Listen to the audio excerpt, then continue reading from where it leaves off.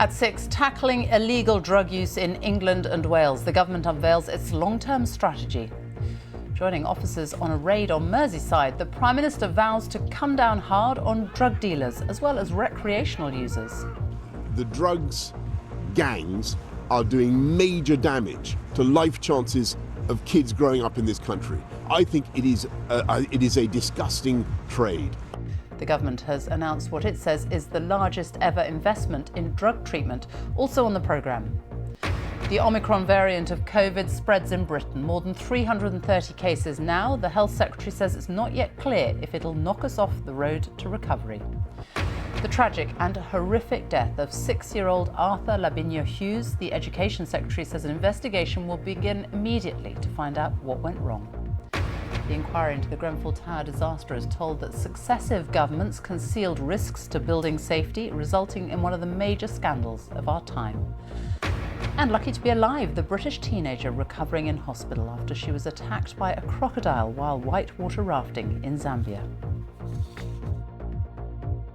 Coming up on Sports Day later in the hour on the BBC News channel, it's neck and neck in the Formula One title race between Hamilton and Verstappen, but will it be a clean fight in the final race of the season?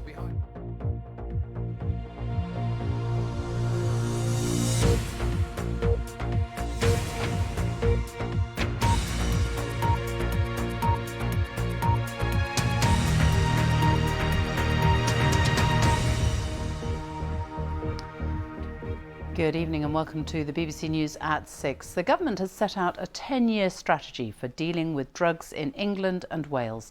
The Prime Minister says the focus will be on supporting the rehabilitation of drug addicts, doing more to discourage recreational users and coming down hard on drug gangs. £780 million will be spent on improving treatment services over the next 3 years. £300 million has been pledged to crack down on drug gangs. It's thought there are more than 260,000 heroin addicts in England and almost 1 million people using cocaine every year in England and Wales. Many crimes are drug-related, including more than half of burglary and shoplifting offences, and cost around £20 billion a year in England alone. Our home editor Mark Easton's report contains some flashing images.